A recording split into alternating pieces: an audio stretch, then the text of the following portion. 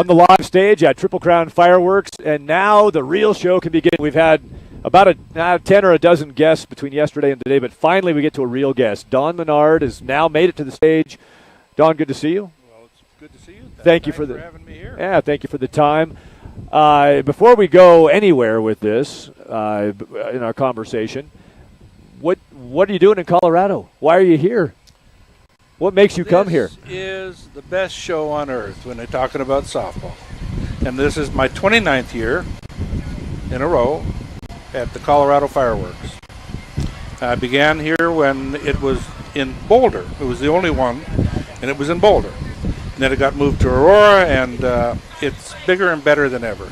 And it's the most exciting tournament in the country right now, without question. We are almost to July. One of the beauties of coming to Colorado at this time of year, we're almost to July. I just had to put my pullover on because the storm's blowing. It's kind of chilly. It's almost spring or fall-like out here. Beautiful place to be. You got this high-level softball that you can get all the challenge you want, but then it's probably part of why 29 years you keep coming back.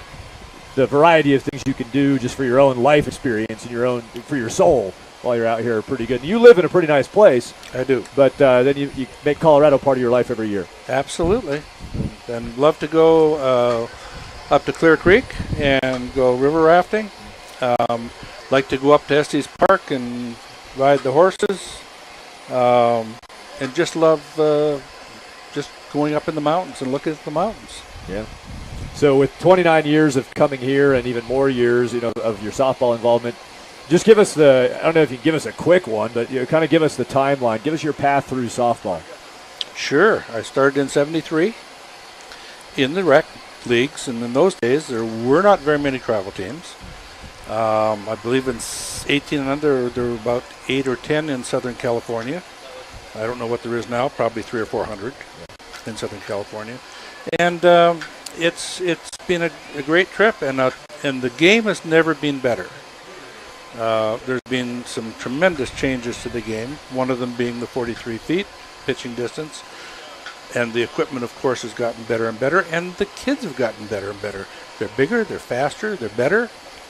And what has made that happen was initially the fact that it was the Olympic sport, and then the college scholarship. And what got you into it? I mean, you said you started in recreational, but how did you even get your first step into the game? My daughter came home from next door and said, my friend is going to play softball, and I'd like to go and do it also. And I thought it was the stupidest thing I'd ever heard of. But it's your daughter, and so you go and do it. And I knew nothing about it, nothing. But I watched them have a little practice, and I thought, as little as I know about this, I think I can do better. So that's what got me started in it. And so growing up when you were a kid, what were you into? Track. Okay. Yeah. Still got was it sprints? I did sprints, but I wasn't the greatest at sprints. I was better at the 880 and the mile and a really good high jumper. Yeah. Now, were you a California kid? No, Canada. Oh, Canada. So you made a big transition. Yeah. Being in Southern California, like you said, so then it was 8 or 10 teams. Now 300 or 400 18-year-old teams in Southern California. Yeah. What's it like to be positioned in that spot in this game? Where we're at right now? Well, it's like a dream come true. But it took a lot of hard work. This doesn't just happen. Even if you get really good ball players, it doesn't just happen. It's hard work and continuing to learn. You can never learn enough about this game. With the evolution of the game and the way teams are put together, the way clubs are formed and travel happens and competition happens, the Firecrackers have become a massive entity, a huge impact on the sport. You're involved with the Firecrackers organization. You're involved with Triple Crown Sports. What do you do? What do you do on a daily basis now? What are the things you find yourself enjoying? I've been retired for 21 years, almost 22 years, and I enjoy all the things that a retired person enjoys. The fact that I can go anywhere I want at any time. My wife and I do a tremendous amount of traveling, although we're kind of getting to the end of that. But we've traveled all over the world, and I am a history buff, and I can't get enough of it. So Tony Rico heads up the Firecrackers program. I was talking to him last night on one of these interviews, and he said that you are like a combination of two famous people. I don't know if he's ever talked to you about this before, but No. so I'm wondering if you can guess if you thought if Tony was going to say Don Minard is kind of a combination of two famous people. Do you have any guess what two famous people he might say? I don't have a clue. The first one he said was Charles Kuralt All right. and Dean Martin. Okay, that's a possibility. Does that resonate with you? Yes. Why is that? What characteristics do you have from each of those guys? Well, I think I have a pretty good sense of humor, and I can do a little bit of stand-up when I need to. And I like to throw back a drink now and then. You got the Dean Martin part down for sure. Exactly. Yeah. He just said, he's kind of like a Charles Kuralt, Dean Martin combo, and that sounds like a pretty enjoyable person to me. Well, yeah, Charles Kuralt is a man of wisdom, and probably much more wisdom than me. But you do get a little bit of wisdom just because you get older and you've seen a few things. What have you seen with the growth of the Firecrackers program and the way that's what it's become? And Tony Rico in particular, what does Tony bring to the table that helps make that possible? Well, when we started, which was when I started with the Crackers 17 years ago, Tony was a pretty young, cocky guy, and he had this aura around him that drew people to him. I recognized that. He was not a great coach at that time, but he is a guy that learns. He watches and he learns.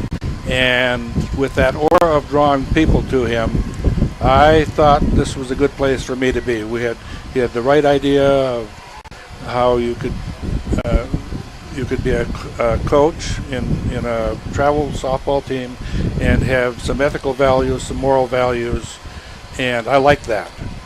And he does have that. And he also learned.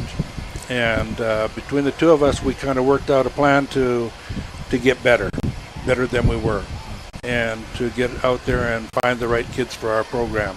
And we turned down a lot of kids that are really, really good ball players because they just don't have the character that we're looking for. And he has stuck by that, and we do continue to stick by that. And if that means we wouldn't win a national championship because we didn't take that pitcher, then so be it. That's what we do. With national championships and having had a lot of players who've left your program, gone on to great college careers, national championships, yes. Women's College World Series champions. What's the connection to your alums? How often do you see them? How often are you talking to these players who are out around the world now? We see them a lot. They come by a lot. They come. Tony has a warehouse where he's got cages, and they come by a lot. And we stay in touch with them all of the time, and through social network now. So your extended family is thousands? Thousands. Yeah. Yes. That's got to be an extremely rewarding part of what you do. It is, and the people that you meet in this game, the other coaches.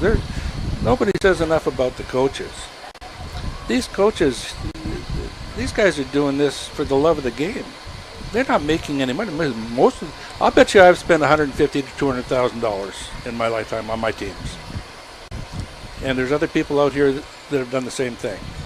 So, and people yell and scream about them, but these guys do a heck of a job. Somebody needs to tell them, hey, you guys, we appreciate you. Yeah, I sure do. Yeah, that's a great point. It'd be nice. It's something to keep at the front of your mind. First and foremost is appreciate first and worry about the score later. Exactly. Yeah. Yeah. So what's next for you? That's a good question. I was going to retire from softball when I turned 80. And I turned 80 in a few months. And I thought, you know what? I don't think I'm ready to do that. So I'm just going to go on a year-by-year basis. And I'm still going to do some traveling. Good. So you're not going to reset the bar to 90 necessarily. You're just going to... definitely not. Just take it year to year? Yeah. Anything else while you're with us here that we got the Charles Kuralt, Dean Martin in there? That was pretty good. But yeah. Anything else that's going on for you or for the Firecrackers that you want to tell us about? No. One of the things I would like to mention, though, is that also the umpires, they don't get enough credit. And here's guys that they really work for almost nothing. You know, when they're doing a game for $40 and taking the abuse they take, I don't think you can say enough good things about them. And these guys, whether they're good or they're bad, they take a lot of pride in what they're doing. So I think we should give them some credit also. Yeah, I have yet to find an umpire who showed up to not be fair or to try to mess up. And I know sometimes sometimes a game goes wrong and, it just doesn't work out, but they're out there for the right reasons. But that's not happening. Yeah.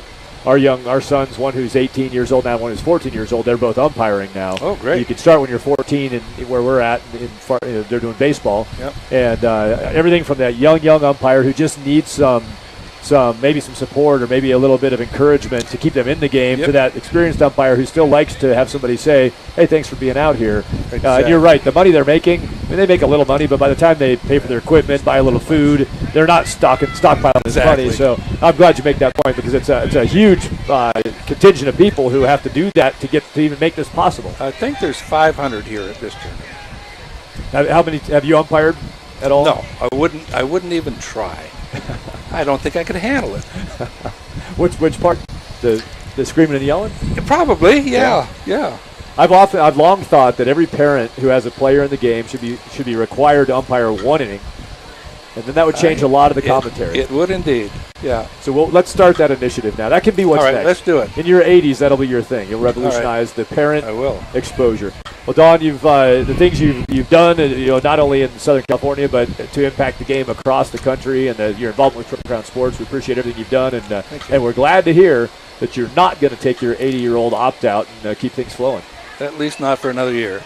Good luck to the Firecrackers here in Colorado. Thank you, Thad. I appreciate it.